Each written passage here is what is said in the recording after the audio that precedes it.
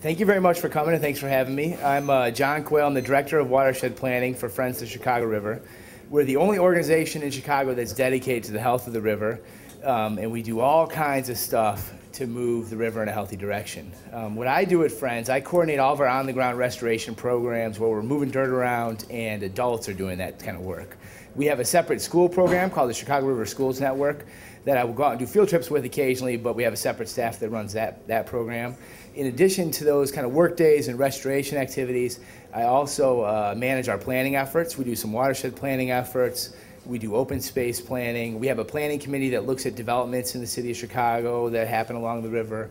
And I'll tell you a little bit more about that when I talk about what we're doing next year.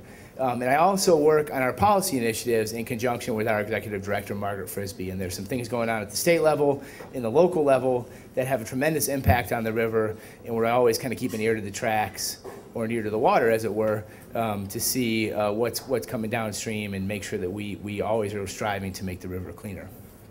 I'll give you a little bit about what we did in 2009.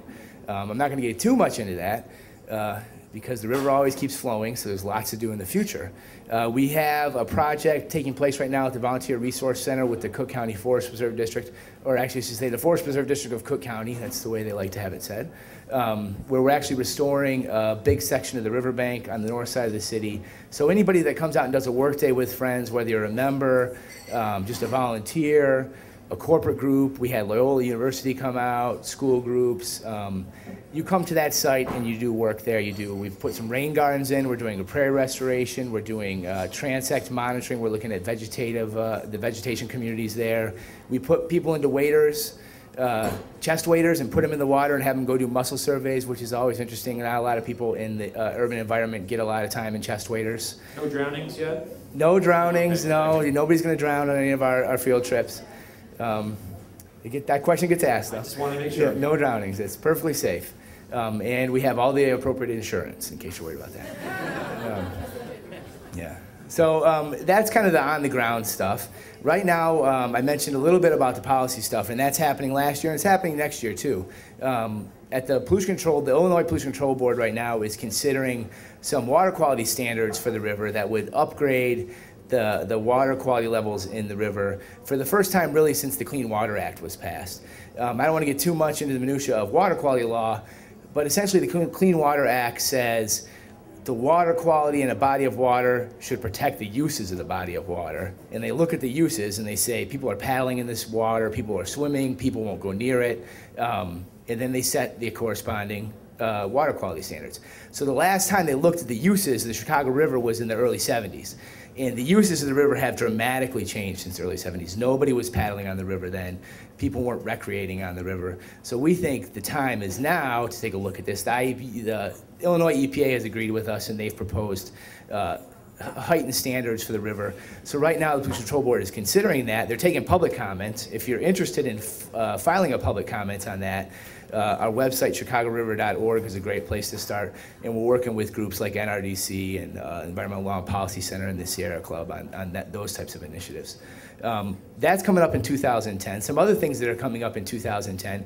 We have a new program starting up fresh this year. Stephen Prastis is in the room tonight, who's going to help us run that program. And it's called Chicago River Blue. And what that is a set of design principles for river edge design, Chicago River edge design specifically, and a corresponding award program so we can award developers and sites that have innovative site design relating to hydrologic habitat and quality of life functions of the Chicago River. So this is an effort to really get out and start to award that stuff. And recognize those people that are making those decisions to improve the river. We have a ton of events at Friends. We have our Chicago River Student Congress coming up on February 20th, which is one of my favorite events. It's when all the school kids, we have about 10,000 school kids that participate in our Chicago River Schools Network. And once a year at Amundsen High School on the north side of the city, we have an event that has kids come in, and some of them give presentations, some of them take presentations. It's about a 4-hour long event. That's a good one. We do a Chicago River Summit. I've seen some of the people here at the summit. Christine was actually tweeted at our summit last year. Yeah. And that's coming up. That's usually in May. We don't have a date set, but it'll probably be in late May, early June. We have our Chicago River Gala on June 9th, which is a big fancy party where we're going to be giving out the first ever Blue Ribbon Award as part of the Chicago River Blue program. We have a big canoe and kayak race in the fall, the Flatwater Classic. If you've never been on the river, it's an interesting place to paddle. I'm a hobbyist paddle, and I love to paddle on the river. Before I started at Friends, I paddled on the river, and it's really a great way to get out and experience the resource. And we, from Friends' perspective, it's a great way to get people out and start to value the resource. We have Chicago River Day coming up on May 8th, I believe, this year. It's usually the second Saturday in May. That's when we have 60 sites throughout the city and suburbs with people going out, greening the Chicago River, helping to clean up the Chicago River. We have educational programming on that day. We do planting on that day. And I guess more importantly than all of this stuff is how you guys can get involved in what we do. Friends doesn't own any property. We have a lease on a museum, the Chicago River Bridge Tower and Museum, which is the southwest bridge tower at Michigan Avenue in the river. That's really the only thing we kind of own that's property. So everything that we do is in cooperation and partnership with somebody else. Everything that we do is driven by our volunteers. We have volunteer opportunities for people that want to come around and put a shovel in the ground and move dirt. If you want to come out and look at mussel surveys, we did butterfly monitoring for the first time this year, which we talked about a little bit beforehand, which is a great way to go out and experience the environment. If you want to come into our office and write letters for the Pollution Control Board, or sign up for our e-news alert is another great way to be involved.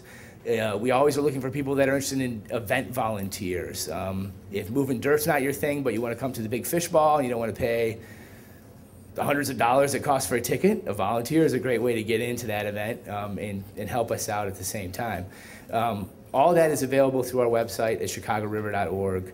I think we've cleaned up our website in the last year, so I think it's a great way just to go to our homepage and jump off. There's information on the Pollution Control Board stuff.